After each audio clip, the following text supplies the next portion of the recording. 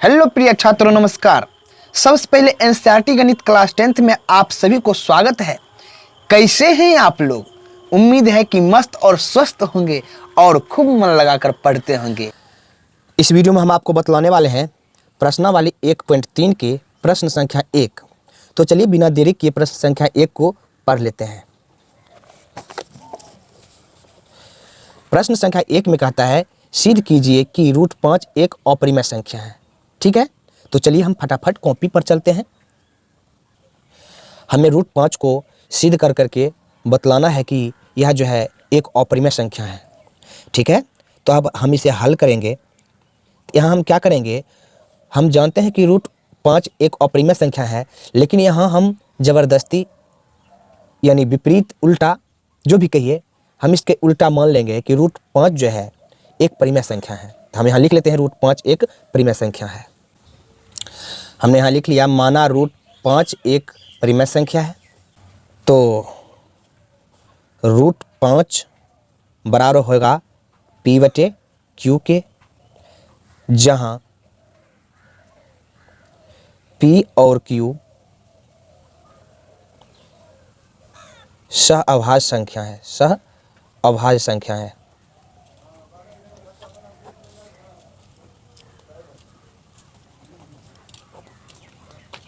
सहअभाज्य संख्या का मतलब होता है कि उसका HCF हमेशा एक होता है। तो यहाँ जो है HCF PQ का एक होगा। ठीक है, और Q बराबर नॉट 0। जब ये जो परिमेय संख्या होगा तो P और Q जो है यानी अंश और हर एक सहअभाज्य संख्या होता है, और अंश और हर का जो है HCF एक होता है, और Q बराबर यानी हर कभी शून्य नहीं होता है। ठीक है, परिमेय संख्या का ये कंडीशन है, इतना याद रखना है आपको। ये चीज़ मैंने आपको पहले भी बता चुका हूँ परिमेय संख्या और अपरिमेय संख्या को समझाते समय। अब हम क्या करेंगे, क्रॉस गुना कर लेते हैं। यहाँ लिखते हैं P बराबर √5 Q, क्रॉस गुना किए। अब क्या करेंगे, रूट को हटाने के लिए हम वर्ग करेंगे, लिखेंगे दोनों तरफ वर्ग करने पर।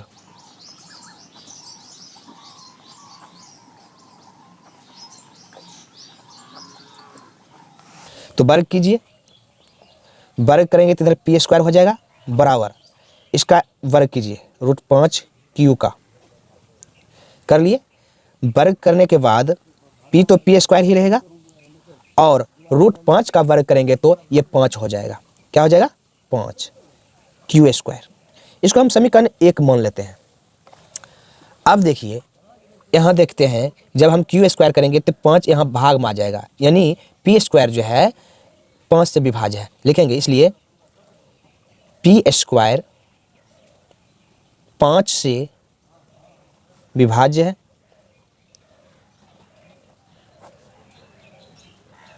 ठीक, जब P² 5 से विभाज्य है तो P भी 5 से विभाज्य होगा। जैसे मान लीजिए 25 है, 25 5 से विभाज्य है।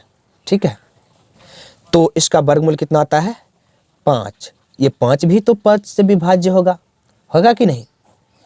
तो ठीक उसी प्रकार P² जब 5 से विभाज्य है तो ये P भी, इसलिए P भी 5 से विभाज्य होगा।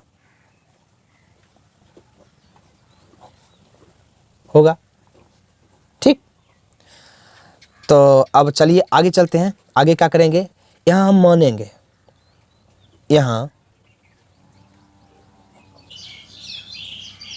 P बराबर 5 के माना। ठीक है, तो प्रिय छात्रों, हमने यहाँ P बराबर 5 के माना।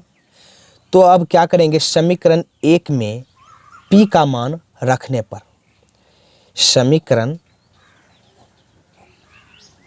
1 में P का मान रखने पर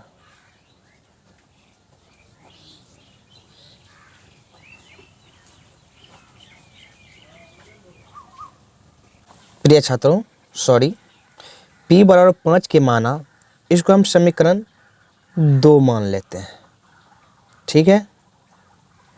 अब लिखेंगे यहाँ भी दोनों तरफ वर्ग करने पर, क्या लिखेंगे, दोनों तरफ वर्ग करने पर।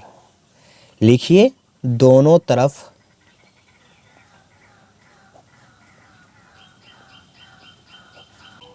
वर्ग करने पर।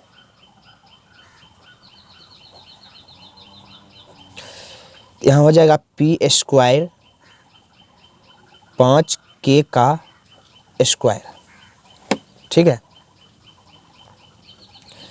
तो पी स्क्वायर बराबर हो जाएगा 25k स्क्वायर। प्रिय छात्रों, अगर ध्यान से देखिए तो यहाँ देखिए पी स्क्वायर के बराबर में जो है 5q स्क्वायर है।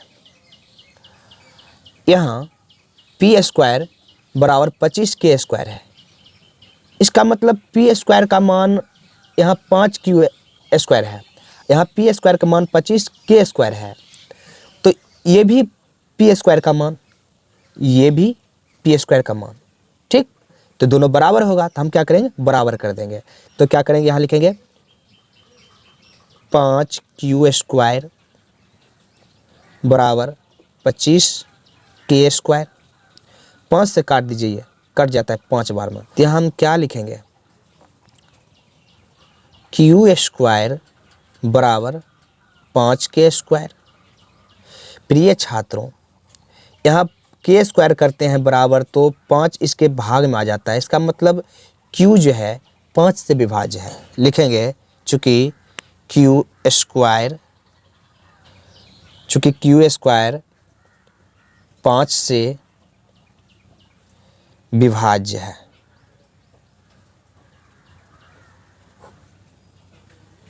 ठीक। इसलिए q भी 5 से विभाज्य होगा,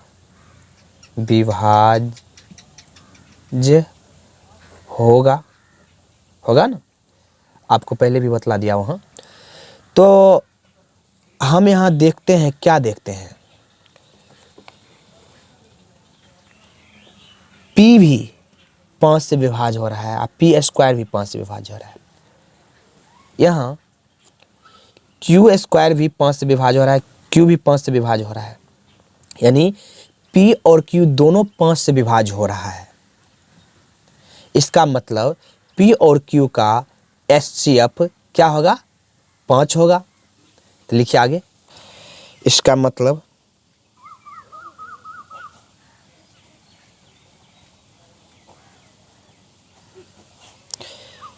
HCF PQ बराबर नोट 1 नहीं ना आया। PQ का HCF 1 आता तब तो हम इसे साबित करके बतलाते कि जो है ये जो है परिमेय संख्या है। 1 तो नहीं आया, 5 आ गया। तो हम लिखेंगे अतः मेरा मानना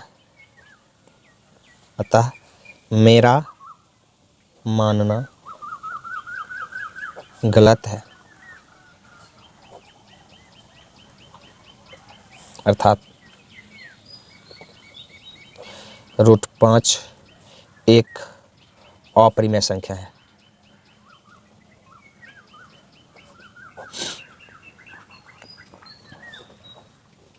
ये हो गया सिद्ध, ठीक। √5 एक अपरिमेय संख्या है।